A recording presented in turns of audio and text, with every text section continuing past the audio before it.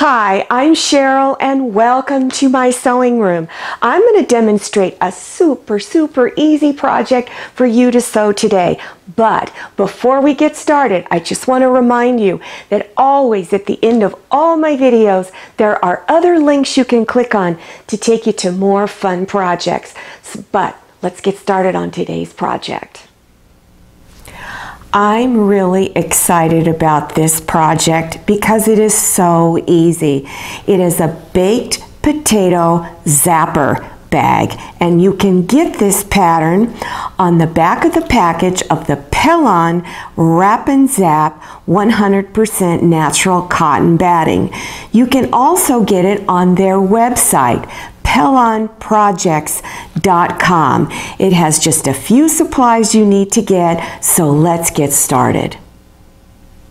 On the back of the package of the Pellon Wrap'N Zap cotton batting, they recommend that you get 2 fat quarters for this. One is for the lining and one is for the outside.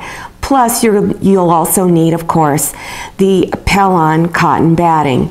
These are the 2 pieces that I'm using. I'm going to use this kind of orangey one on the outside and then this yellow on the inside. All you need to do is cut your one out of each that is 9 by 20 inches and also cut your cotton batting 9 by 20 inches. After you cut your fabrics out, place your cotton batting down first, then take the lining fabric and bring the back side on top of the cotton batting. Then take the fabric for the outside, bring it front side down on top of the lining. After you've layered your fabrics, then you're going to take straight pins and place it around all of the edges. And make sure that you have a pin in each corner at one end because we're going to be trimming these corners off.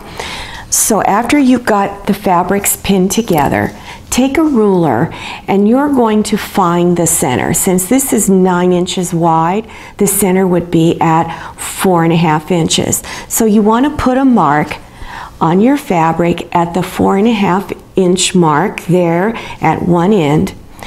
Then come down 4 inches from this edge down and put a little mark and do the same thing on this side. So 4.5 here and 4 and 4 there.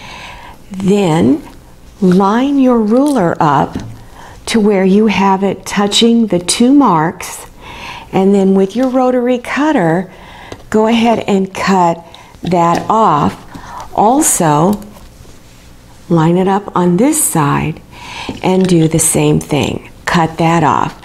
Now after you've done your corner cutting, you've got that nice point there, then you want to go ahead and pin your edges all the way around. You're going to do a 1/2 inch seam on all sides. Make sure you leave a small opening here so that you can turn it front side out. And I always put 2 pins where I want to stop, right here. So you're going to start here, stitch all the way down to that first corner.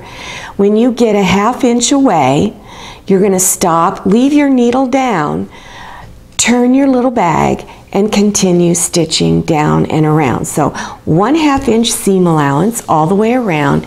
And then when you come to the 2 pins, you're going to stop here and make sure you do a few back stitches at the ending point as well as a few back stitches at the starting point. After you've stitched around the edges, then go to your opening and fold the raw edges at the opening back a 1/2 inch on this side and press it with your iron, and then turn it over to the other side and fold that edge over and press it. Also, at all the corners, you need to trim some of the fabric off. At this corner, down here at the point, again at this corner here on the side, and at the very end, 2 corners here and here, trim some of it off. Leave at least an 1/8 inch of fabric because you don't want to cut too much off because it might come apart. After you've done that, reach inside this opening and turn the bag front side out. After you've turned it front side out, then you need to go through this opening and poke at all of the corners. Now don't push too hard, don't use scissors, and be very careful even with something like this, because this could go through the fabric if you're not careful. At your opening, fold this in. Remember, we already pressed it before we turn it front side out. Place a few pins here and then stitch close to the edge right along here. After stitching your opening closed, then from this lower edge here, measure 7.5 inches up to here and put a pin temporarily there to mark that point. Then you're going to take the lower edge, fold it at where the pin is, and you should have about 1 inch of space from this point to here. Then go ahead and place pins along here and along here. Last step is to start down here, and you're going to stitch the bag up.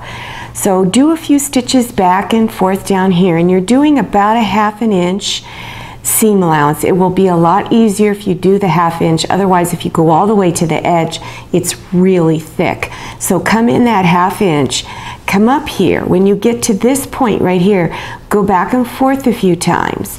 Then stitch up to here, 1/2 inch away from this corner. Stitch across, again, 1/2 inch up away from this corner here. Stitch back down to this point, over to here, stitch back and forth a few times, go down to the very end, stitch back and forth again a few times, and you're done. This bag is so easy, it will only take a few minutes to make. So you just insert your potatoes in there, fold this flap over, and you're good to go. The cooking instructions for using this bag is on the back of the package of the Pellon Wrap'N Zap cotton batting. Well, I hope you enjoyed making this bag. I'm a microwave person myself because I don't know how to cook very well. So if you're like me, you prefer microwaving over regular cooking, you're probably going to get a lot of uses out of this bag. I also want to let you know that go to the PellonProjects.com website, because there's lots of easy free patterns on there, great useful projects for you to do. Now if you like this video, click on thumbs up and then click on share to share this video with your friends. And if you haven't subscribed yet, then click on that red button down there in the lower right hand corner. Enter your email address and click on the little bell so you'll receive future email notifications about my latest videos. I'm Cheryl. So glad you came to my sewing room. See you next time. Bye for now, and don't forget, happy sewing!